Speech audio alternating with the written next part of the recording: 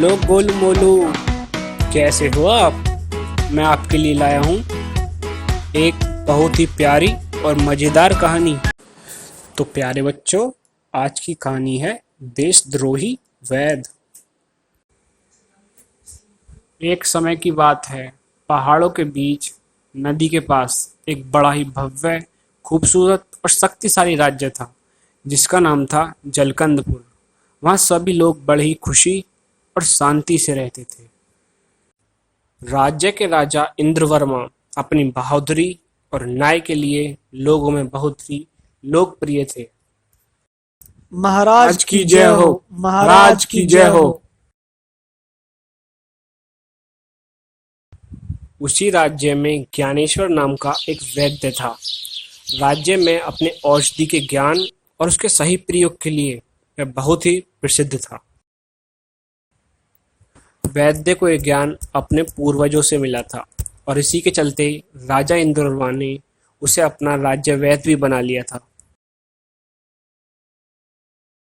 वहीं दूसरी तरफ पड़ोसी राज्य के राजा सूर्य कुमार, जो अपनी युद्ध नीति और तलवार चलाने की कला के बलबूते पर कई पड़ोसी राज्यों को जीत चुके थे और अब उनकी नज़र जलकंदपुर पर थी, क्योंकि वे अपनी सीमा का विस्तार करना चाहते थे।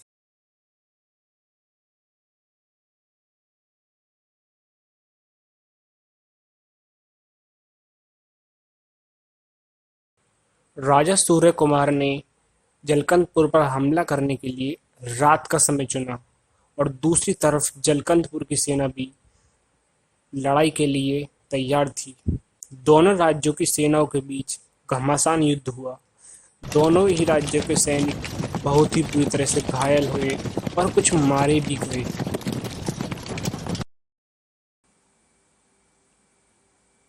उसे पकड़ो, उसे पकड़ो, और एक भागने दिन न पाए। पड़ोसी राज्य का एक सैनिक रास्ता भूलकर उनके राज्य में आ जाता है। जलकंदपुर राज्य के सैनिक उसे मारने के लिए उसका पीछा करने लगते हैं और वह सैनिक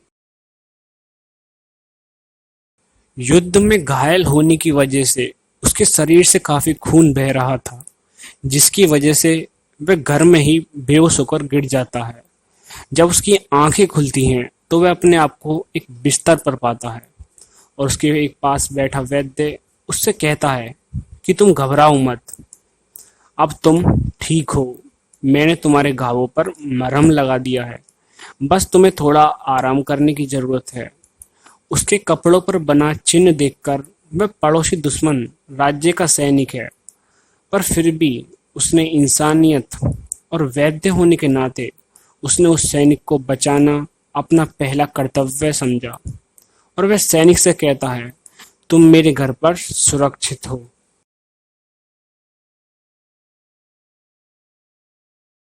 लेकिन अगले ही दिन जब वैद्य और दुश्मन सैनिक अपने घर के आगे आंगन में बैठे बातचीत कर रहे थे, तभी उनके पड़ोसी ने उन्हें देख लिया था और उनकी सारी बातें भी सुन ली थी।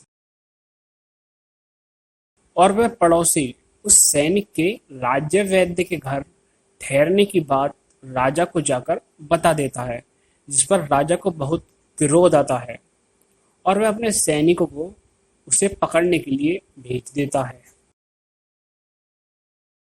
तब राजा के सैनिकों को आता देख वे दोनों काफी घबरा गए थे और वह सैनिक पीछे के दरवाजे से भागने की कोशिश करता है और वह वैद्य से भी कहता है, तुम भी मेरे साथ चलो, वरना राजा के सैनिक तुमको भी देशद्रोही समझकर पकड़ लेंगे। और वे दोनों सैनिकों द्वारा पकड़े जाने के डर से भागकर जंगल में चले जाते हैं। जंगल में रहने के दौरान वह दोनों पानी भरना, लकड़ी काटना और भोजन के लिए फल व सब्जी ढूंढना जैसे कार्य कर कर वह अपनी जिंदगी जी रहे थे।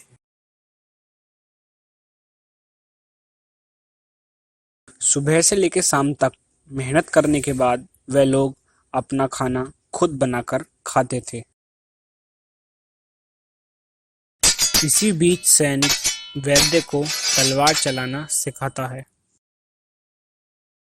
और इसी बीच वैद्य भी सैनिक को औषधियों और जड़ी बूटियों का सही प्रयोग और उनकी सारी जानकारियां देता है। और एक दिन जब दुश्मन सैनिक सूखी लकड़ी लेने के लिए जंगल में गया था, तभी राजा के सैनिकों ने वैद्य को पकड़ लिया। दूर खड़े हुए वह ये सब देख लेता है, लेकिन अकेला होने की वजह से वह कुछ नहीं कर पाता।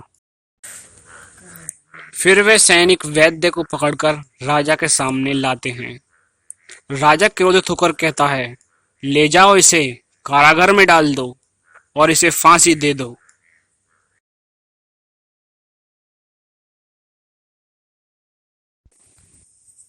वैद्य के पकड़े जाने के बाद वह सैनिक भी जंगल छोड़कर अपने राज्य में वापस चला जाता है। अभी भी दोनों राज्यों की सेनाएं आपस में लड़ रही थीं। दोनों तरफ के कई सैनिक मारे गए। राजा सूर्य कुमार युद्ध में घायल हो जाते हैं। तब वह सैनिक उनका उपचार करता है। तब राजा सूर्य कुमार उससे पूछते हैं, तुम तो सैनिक हो और तुम्हें इन औषधियों का ज्ञान कैसे है?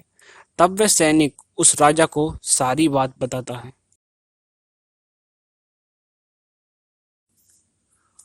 और आगे वह सैनिक कहता है, महाराज, यह युद्ध आपको नहीं करना चाहिए और वैसे भी इस लड़ाई में हम हार रहे हैं।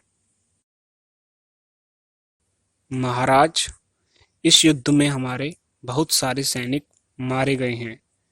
आपको राजा इंद्रवर्मा के साथ संधि कर लेनी चाहिए और आपको राज्य वैद्य ज्ञानेश्वर की फांसी की सजा को माफ करने का अनुरोध करना चाहिए, क्योंकि उसी वैद्य के ज्ञान की बदौलत ही आपकी जान बच पाई है।